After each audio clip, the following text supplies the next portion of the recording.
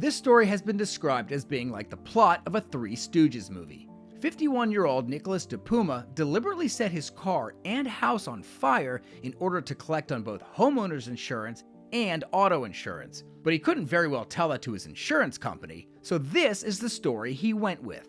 DePuma was in his kitchen cooking steak on the stove in multiple pans. Suddenly, the pans catch on fire because of the alcohol in the pan that he was using to cook with.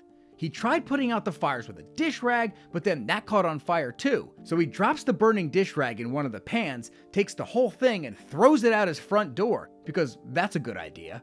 And it just so happened to land in the back seat of his convertible, setting it on fire. He runs back inside to retrieve the second pan on fire, and he was gonna throw that God knows where, but then he trips over this box on the floor and the pan goes flying across the room, and then that lands on a leather couch, which also goes up in flames. He decides to go back outside to put out his car fire with a hose, but the fire is too strong and it doesn't work, and he didn't have a second hose or a long enough hose, or a fire extinguisher for that matter, to put out the fire in his house, so it just goes up in flames. I mean, this is basically the story he was trying to sell.